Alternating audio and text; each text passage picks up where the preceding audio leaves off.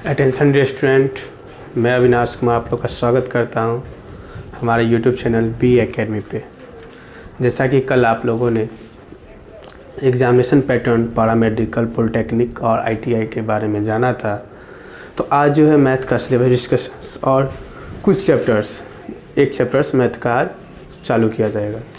तो देखते हैं सिलेबस डिस्कशन मैथ में क्या क्या आता है। सबसे पहले मैथ में आता है अंक गणित, जो कि पॉलिटेक्निक में भी आता है, आईटीआई में भी आता है और पैरामेडिकल में भी आता है। क्या होता है अंक गणित, क्या है तो तीनों के तीनों में आता है। उसके बाद बीज गणित, ये सिर्फ पॉलिटेक्निक और आईटीआई में आता है और पैरामेडिकल 10th लेवल में आता होगा।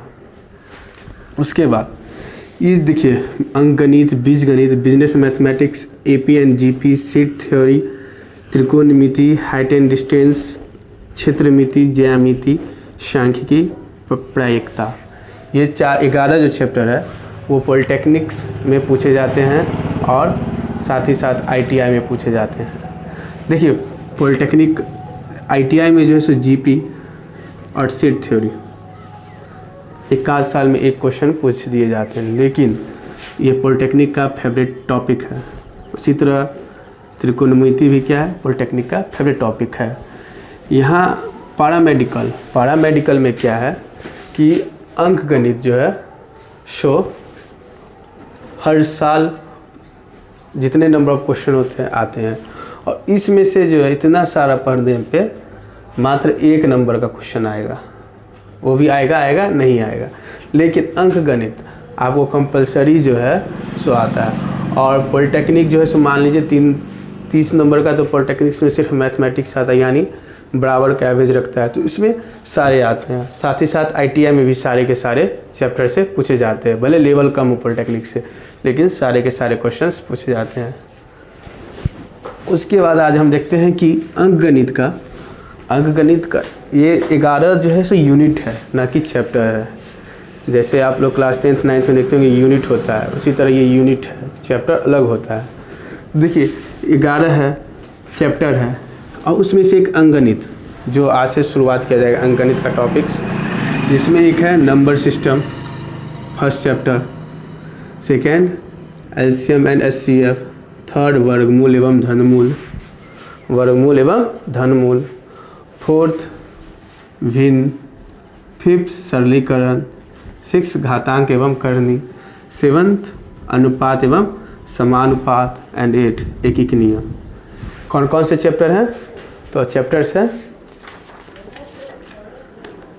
हमारे क्या है, number systems, LCM and HCF, वर्गमूल एवं धनमूल, भिन्न, उसके बाद सरलीकरण, घातांक एवं करनी, उसके बाद अनुपात एवं समानुपात और फोर्थ एकीक नियम। इतने सारे चैप्टर हमको किस में पढ़ने हैं? तो ये सिर्फ चैप्टर हमें पढ़ने हैं अंक गणित में। तो आज जो हम लोग शुरू करेंगे वो होगा हमारा नंबर सिस्टम।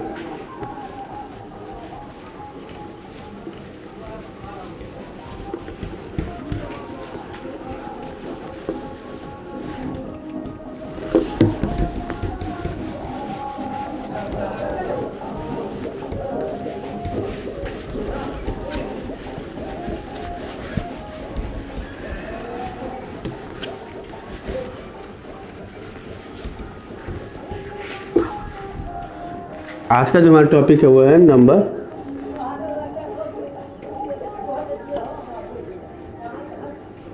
सिस्टम।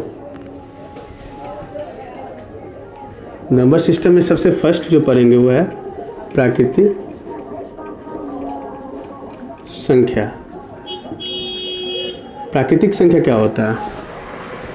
जो संख्या मतलब प्राकृतिक में पहले से निधन है, मान लीजिए अभी तो कहते हैं कि 0 का आविष्कार तो आर्यभट्ट ने किया, तो रावण के 10 सर कैसे गिने गए थे, ये भी तो पूछ सकते हैं ना। तो देखिए प्राकृतिक संख्या को, जो गिनती की संख्या को क्या कहेंगे हम? प्राकृतिक संख्या कहेंगे। तो प्राकृतिक संख्या कहाँ से शुरू होती है? 1 से। 1 2 3 4 5 6 और वो इनफाइनाइट तक जाती है, यानी अनंत तक जाती है। 1 से लेकर अनंत तक क्या कहलाती है? प्राकृतिक संख्या। उसके बाद नंबर 2 पूर्ण संख्या। पूर्ण संख्या, जब प्राकृतिक संख्या में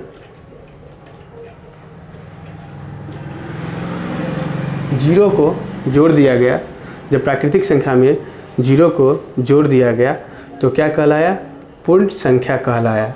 सबसे छोटी प्राकृतिक संख्या जो है, सबसे छोटी प्राकृतिक संख्या वो कितनी होगी? तो 1। और सबसे छोटी पूर्ण संख्या होगी वो होगा 0। उसके बाद हम आते हैं, थर्ड हमारा टॉपिक है पूर्णांक। क्या होगा? पूर्णांक। पूर्णांक क्या होता है? पूर्णांक जो है जितनी पूर्ण संख्या है 1 2 3 4 इनफाइनाइट, उसके धनात्मक एवं ऋणात्मक रूप को क्या कहेंगे? पूर्णांक कहेंगे। जितनी भी पूर्ण संख्या है उसके धनात्मक एवं ऋणात्मक समूह को क्या कहेंगे? हम पूर्णांक कहेंगे। तो देखिए पूर्णांक जो होते हैं वो 3 प्रकार से होते हैं। पहला ऋणात्मक पूर्णांक, दूसरा धनात्मक पूर्णांक,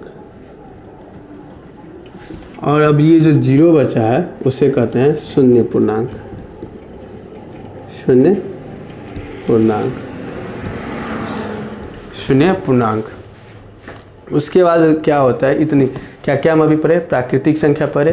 प्राकृतिक संख्या क्या होती है? जो 1 से शुरू होती है और अनंत तक जाती है उसे क्या कहेंगे? प्राकृतिक संख्या। पूर्ण संख्या क्या होगी? प्राकृतिक संख्या में हम जब 0 ऐड कर देते हैं तो पूर्ण संख्या बनाती है। थर्ड पूर्णांक क्या होगा?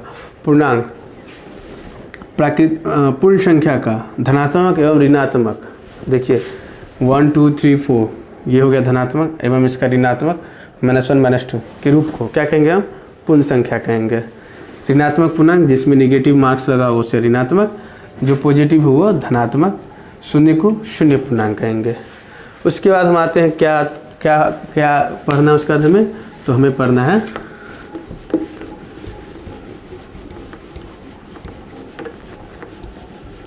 जो पढ़ना है वो है सम संख्या। सम संख्या और दूसरा विषम संख्या। सम संख्या वैसी संख्या जो 2 से भाज्य हो, जो 2 से भाज्य हो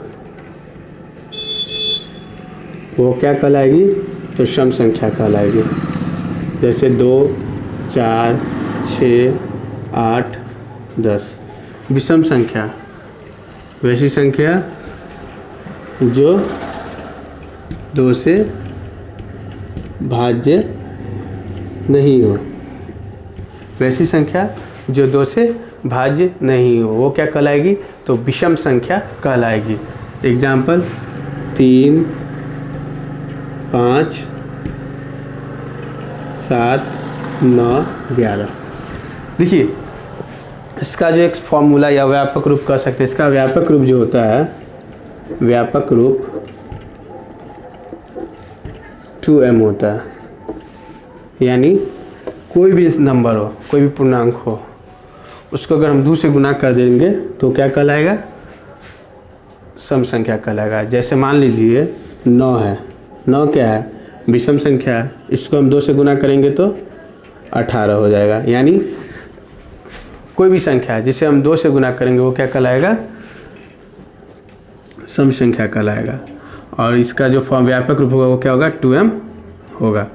उसके बाद हम देखते हैं क्या है कि भाई विषम संख्या का क्या है व्यापक रूप। तो विषम संख्या का जो व्यापक रूप है वो है 2m + 1। यानी सम संख्या के किसी संख्या के दुगुने में जब हम 1 जोड़ देंगे तो क्या कहलाएगा? वो क्या कहलाएगा?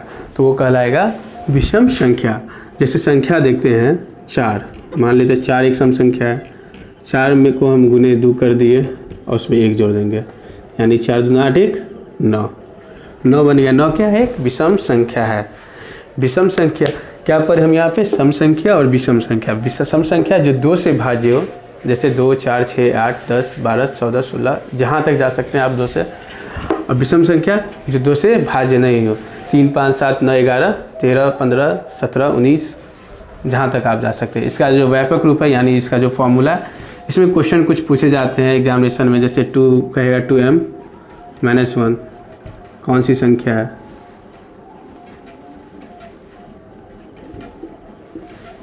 तो वहीं पे ये सब का जो ज़रूरत पड़ता है हमें वहीं पड़ता है। या 2m+1 कौन सी संख्या है,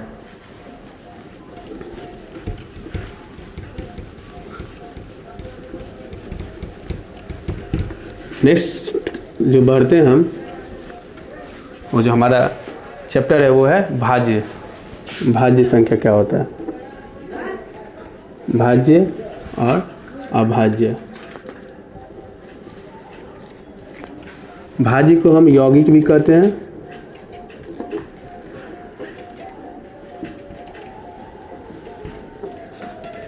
और अभाज्य को हम रूट संख्या भी कहते हैं, रूट संख्या भी कहते हैं। हमारे जो एग्जाम में आता है वो भाज्य और अभाज्य न देखे, यौगिक और रूट संख्या लिख के आएगा। भाज्य संख्या क्या होता है, जिसके 3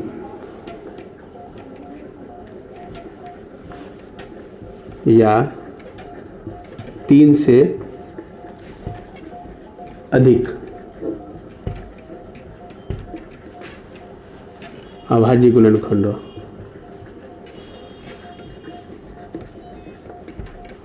गुणनखंड हो वो क्या कहलाएगा, तो वो कहलाएगा यौगिक संख्या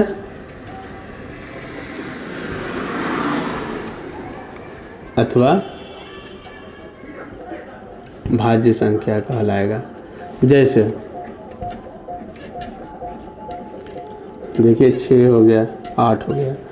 6 के कितने हैं, तो पहले 1 से गुना कर सकते हैं आप इसको, फिर 2 से गुना कर सकते हैं और 3 से, यानी 1 × 2 × 3 आए खुद 6, यानी इसके कितने भाज्य गुणनखंड है, तो 4 है।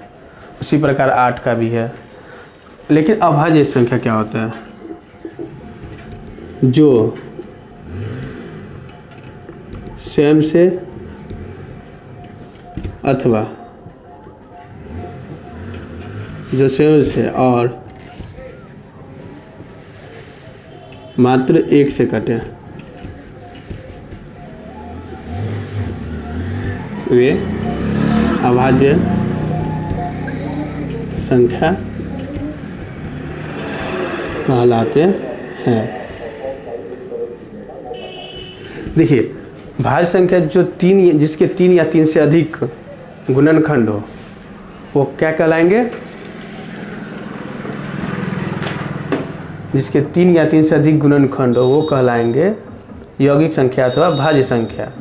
जैसे 6, 8, 10 जो आपको लग रहा है ये सब क्या हो गया, भाज्य हो गया। लेकिन अभाज्य जिसके जो सेम और मात्र 1 से कटे, यानी जिसके मात्र 2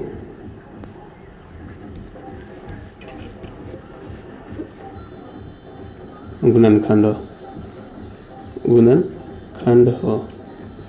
देखिए कैसे, तो सबसे पहले हम 2 लेते हैं, ये सिर्फ 1 से कटता है और एक अपने आप से कटेगा, तो क्या हो गया, ये अभाज्य हो गया। 3 1 से कटेगा और अपने आप से कटेगा। 5 1 से कटेगा और मात्र 5 से कटेगा। ये सारे क्या हुए, अभाज्य हुए। तो एग्जाम्पल इसका हो जाएगा, जैसे में 2, 3, 5, 7, 11, जिसमें 2 जो है सो सम अभाज्य है संख्या है। एग्जाम में आपको ये क्वेश्चन आ सकता है कि वैसी संख्या बताइए जो सम भी है और अभाज्य भी है, तो वहाँ पे आप क्या लिखिएगा, तो 2 लिखिएगा। उसके बाद हमारा जो आता है थर्ड, लास्ट, मतलब लास्ट में अभी और है, इसे पढ़ना।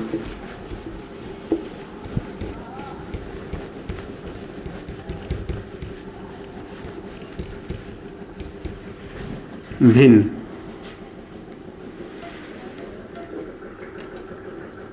मीन। किसी पूर्णांक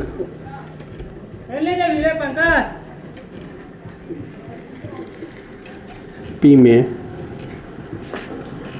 पूर्णांक Q से भाग देने पे प्राप्त संख्या को भिन्न कहते हैं।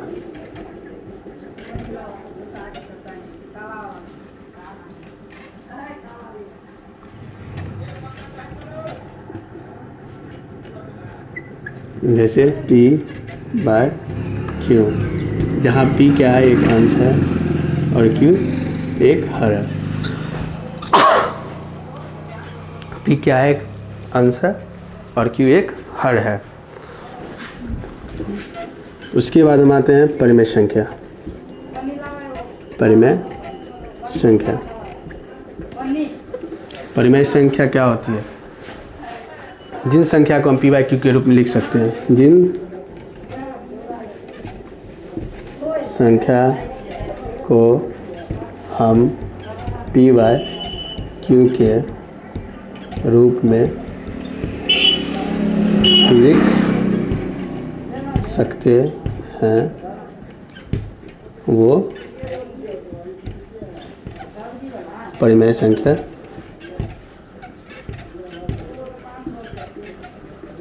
कहलाती है, जहाँ P और Q पूर्णांक है और Q बराबर 0 नहीं है। क्या होता है परिमेय संख्या? जिन संख्या को हम P बाई Q के रूप में लिख सकते हैं वो क्या कहलाते हैं? परिमेय संख्या कहलाते हैं, जहाँ P और Q एक पूर्णांक होते हैं और Q बराबर 0 कभी नहीं होगा, तब ये परिमेय संख्या कहलाते हैं। एग्जाम्पल 1, 2, 3 जो देना है आपको दे सकते हैं, लेकिन वहीं पे अगर हम परिमेय संख्या लगाते देते हैं तो देखिए डिफिनीशन कैसे चेंज होगा। जिन संख्या को हम P बाई Q के रूप में नहीं लिख सकते हैं वो क्या कहलाएगा? अपरिमेय संख्या कहलाएगा। एग्जाम्पल में √2, √3 पाई। एग्जामिनेशन में ऐसे इसमें क्वेश्चन पूछे जा सकते हैं कि बताइए कि पाई परिमेय संख्या है कि नहीं। उसके बाद ऐसे क्वेश्चन डाल दिया जाएगा कि अपरिमेय संख्या बताइए, बहुत सारे ऑप्शन डाल देगा जिसमें एक पाई भी रहेगा, √2 भी रह सकता है। तो अपरिमेय संख्या है कि नहीं बताइए। परिमेय संख्या में क्या करेगा कि इन तीनों ऑप्शन को डाल देगा और एक परिमेय संख्या डाल देगा, तो ये क्वेश्चन वहाँ से ऐसे बनता है। उसके बाद जो चैप्टर चालू किया जाएगा उसमें जो कुछ फार्मूले होंगे जो यूजफुल होंगे मैथमेटिक्स बनाने में, क्योंकि अर्थमेटिक क्या है, जोड़ घटा गुना भाग पे डिपेंडेबल है। तो कुछ फार्मूले हैं, ये देख लीजिए। तो सबसे पहला फार्मूला आप लोग क्लास 6 में ही पढ़े होंगे, a + b का स्क्वायर। याद कर लीजिएगा, a² + b² + 2ab। Second a - b का whole square, a² + b² - 2ab। Third formula a + b × a - b, यानी a² - b²। उसके बाद हमारा जो फोर्थ होगा वो क्या होगा? a + b का होल क्यूब।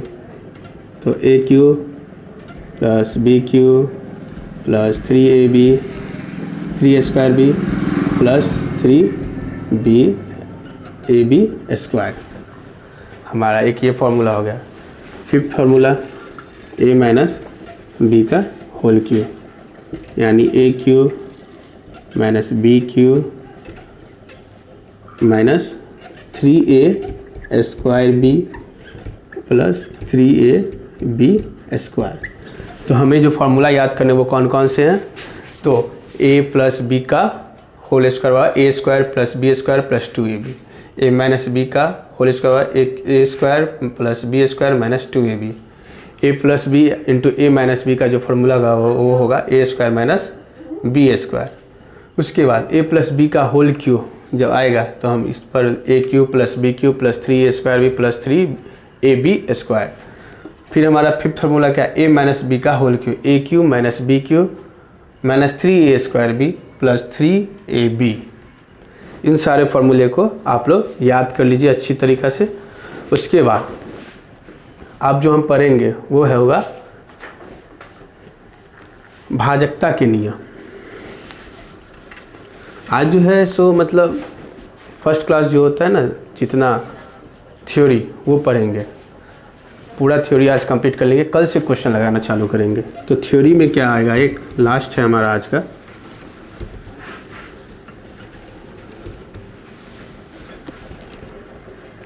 ये भी बहुत ज़रूरी है हम लोगों के लिए, एग्जामिनेशन में पूछ देता है, 1 मार्क्स का हलवा क्वेश्चन होता है।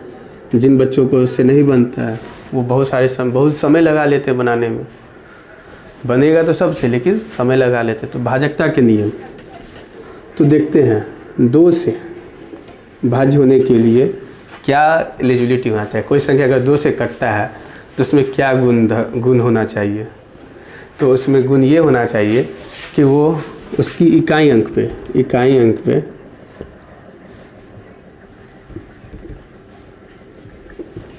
2, 4, 6, 8, 0 होना चाहिए, तभी वो 2 से कटेगी।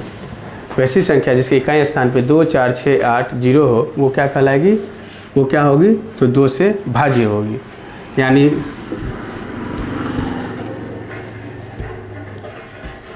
कहिएगा सर ये तो सिंपल है, मान लीजिए इतना सारा संख्या रहे, इसको आप 2 से भागा दीजिएगा तो कितना समय लगेगा, बहुत ज़्यादा समय लग जाएगा। अगर हम देखते हैं इकाई अंक क्या होता है 4, 2 से भाज्य है, हाँ भाज्य है, आंसर डायरेक्ट मारते चल जाएंगे। उसके बाद हम आते हैं 3 से भाज्य के लिए क्या गुण होना चाहिए। 3 से भाज्य होने के लिए संख्या के सभी अंकों का योग 3 से भाज्य होना चाहिए। संख्या में जितने अंक हो, संख्या के सभी अंकों का योग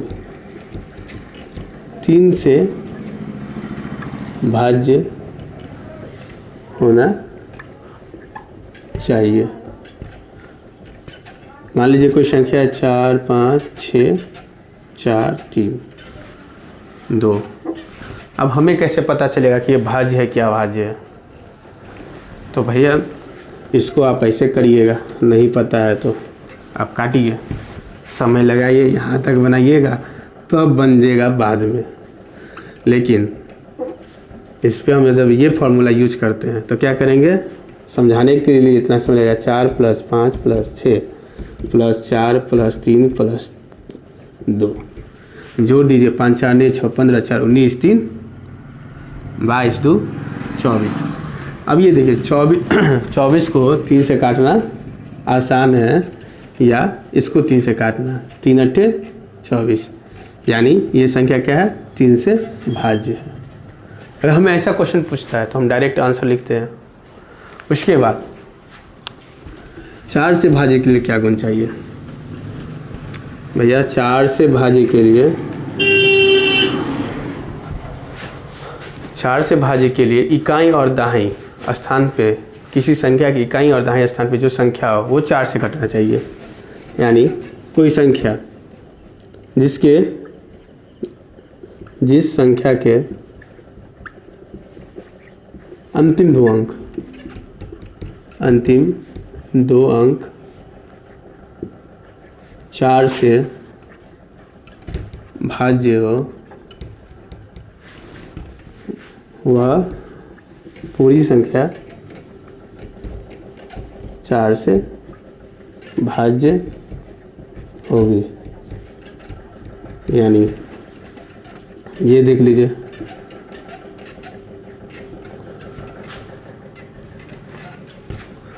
अब देखिए इतनी बड़ी संख्या को आप 4 से भाज्य है कि नहीं है चेक करने के लिए भैया भागा दीजिएगा, यहाँ तक करिए, आंसर आएगा। बाई चांस कहीं मिस्टेक हो गया तो भी नहीं पता चलेगा कि सही है या गलत है।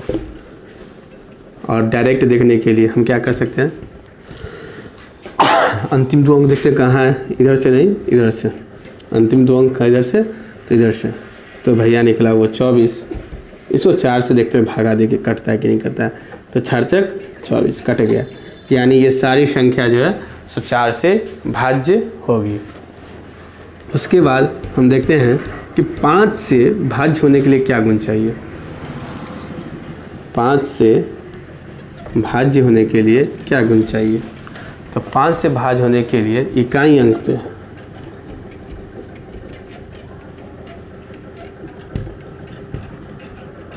जीरो या 5 हो,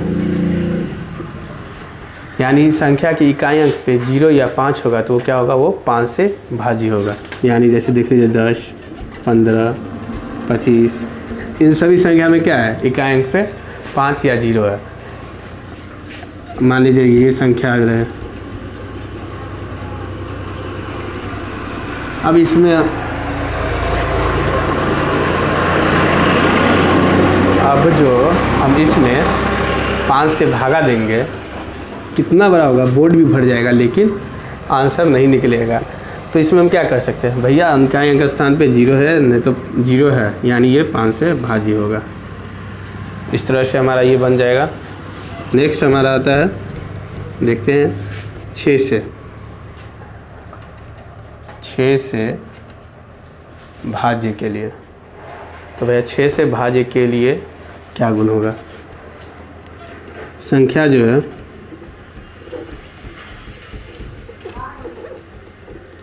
तीन से भी कटे और 2 से भी पूरा कटे,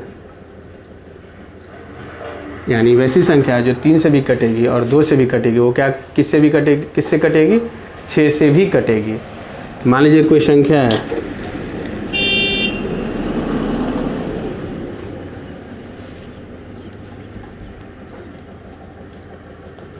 ये संख्या है, अब इसको कैसे चेक करेंगे कि ये 2 से भी कट रही है और 3 से भी कट रही है, तभी तो ये 6 से कटेगी ना। मान लीजिए पूछ लिया कि ये संख्या 6 से भाज्य है या नहीं है, बताइए, तो कैसे बताइएगा। तो पहले क्या करेंगे, इसमें देखते हैं कि 2 से कटने का गुण है कि नहीं। हाँ 2 से कटने का गुण है, यहाँ पे यूनिट प्लेस पे क्या है 6 है, यानी ये तो भैया 2 से कट गया।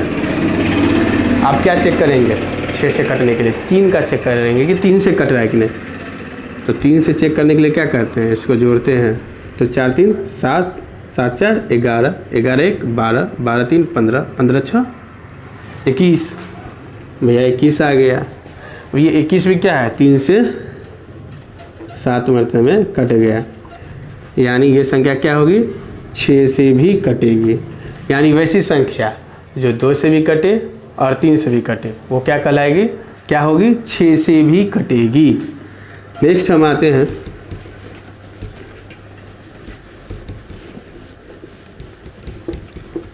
7 से, जो ज़्यादा ज़रूरी नहीं पड़ता है लेकिन देखने में क्या जाता है। 7 से भाज्य होने के लिए क्या गुण है, 7 से भाज्य होने के लिए संख्या का जो अंतिम अंक होता है उसको क्या करना है, डबल कर देना है और जो रिमेनिंग संख्या बच रहा है उसमें से घटा देना है। तो क्या करेंगे, तो देखिए double last digit number and subtract remaining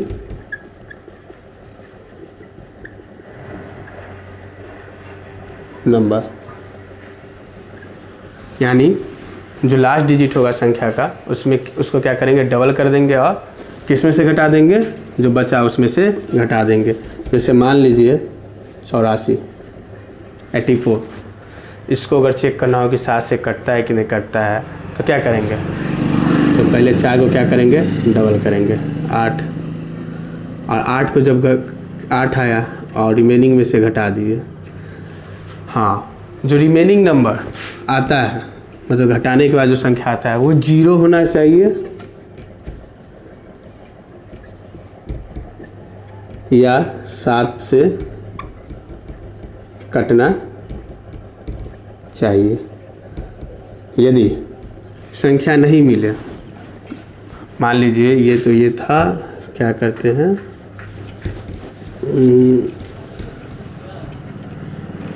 105 भी तो आसान है।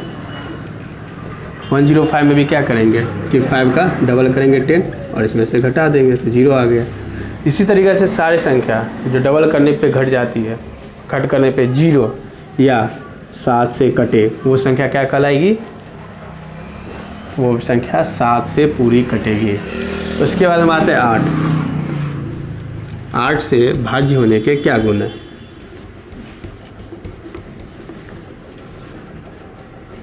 आठ से भाज्य होने के लिए संख्या का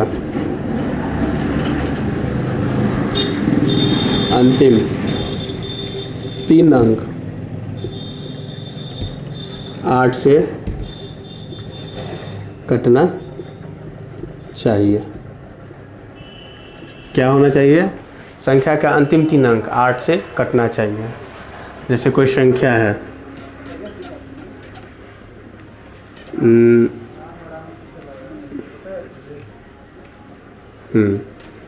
इसका अंतिम 3 अंक क्या है, 8 से कटता है कि नहीं कटा, वो चेक करेंगे। 8 4 8 यानी 8 1 जा 8 कट गया, 4 आया 0, 8 1 जा 8 6 जा 48, यानी अंतिम 3 अंक 8 से कट रहा है, तो ये क्या होगी, सारी की सारी संख्या 8 से कटेगी। उसी तरीक़ा से हम फिर देखते हैं नेक्स्ट 9 का। 9 से कटने के लिए क्या रहना चाहिए संख्या में, संख्या के सभी अंकों का योग 9 से कटना चाहिए। मान लीजिए ये संख्या है,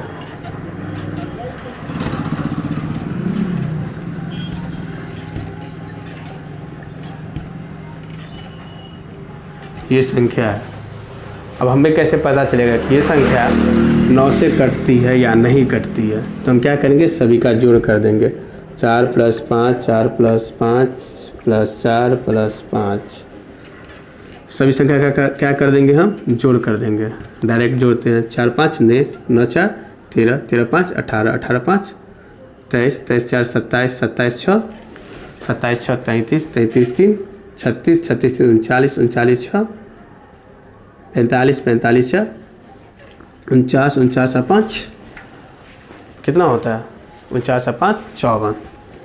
हम देखेंगे कि 9 से कट रहा है कि नहीं कट रहा है, तो देखते हैं 9 6 जा 54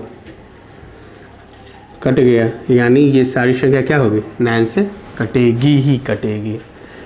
कोई भी संख्या हो जिसका योग 9 से कट जाता है वो क्या होगा, 9 से भी कटेगा।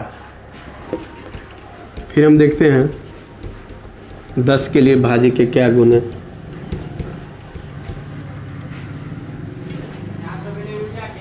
दस से भाज्य के क्या गुण होंगे, ये सबसे सिंपल है, एग्जाम में पूछेगा भी नहीं, सबसे हल्का है, इसलिए अंतिम अंक इकाई अंक पर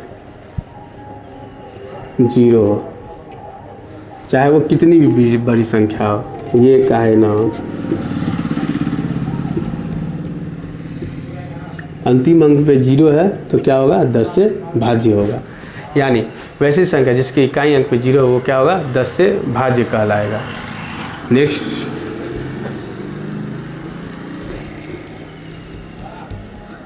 नेक्स्ट देखते हैं 11। 11 से भाज्य के लिए क्या होना चाहिए। 11 से भाज्य अल्टरनेट नंबर का योग मतलब हाँ, जैसे कोई संख्या है, इसकी अल्टरनेट नंबर एक छोड़कर एक, क्या करें, जोड़ देना है। 4 + 7 + 8 + 3 और फिर माइनस कर देना है। 5 7 5 + 4 + 4, जोड़िए 7 4 11 11 8 19 19 3 22 माइनस 5 4 9 9 4 13 और फिर घटाइए। 22 में से 3 गया तो 9।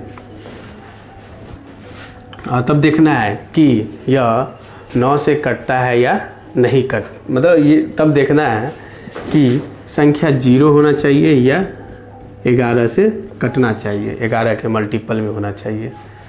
तो ये संख्या क्या हुई, 0 नहीं हुई। तो इसमें हम क्या कर सकते हैं, 0 इसको काटने के लिए यहाँ 2 डाल देते हैं एक और। आप देखते हैं ये संख्या कटती है कि नहीं 11 से, तो क्या करेंगे, अल्टरनेट नंबर को जोड़िए। तो 7 4 11 11 8 19 19 3 19 और 3 22 और 22 और 2 24, 19 3 22 और 22 और 2 24। फिर इस अल्टरनेट नंबर को जोड़ते हैं। 5 4 9 9 4 13 13 0। अब इसको घटाते हैं, घटाएंगे तो कितना आएगा, 11 आएगा। यानी ये संख्या 0, ये क्या संख्या है, 11 है। यानी ये संख्या किससे कटेगी, 11 से पूरी तरह भाज्य होगी। इस तरीक़ा से हम 11 से भाज्य संख्या के बारे में जानकारी मिल जाती है। तो आज का क्लास जो हमारा है यहीं पे समाप्त होता है। कल के क्लास में हम लोग इस चैप्टर से रिलेटेड कुछ क्वेश्चंस देखेंगे जो एग्जामिनेशन में पूछ चुके हैं, या पैटर्न की इस पैटर्न्स पे क्वेश्चन पूछे जाते हैं, वो आपको बता दिया जाएगा कल के लेक्चर में नंबर सिस्टम से। आज का जो थ्योरी होता है, थ्योरी का पार्ट्स लगभग पूरे कंप्लीट हो गया है। हाँ, बताने के लिए तो बहुत सारे 12 से कटने के नियम, 13 से कटने के लिए, लेकिन जो ज़रूरी होता है 10th लेवल तक में, 11 तक ही ये रूल ज़रूरी है। तो आप लोग चैनल को लाइक करिए, सब्सक्राइब करिए और शेयर करिए।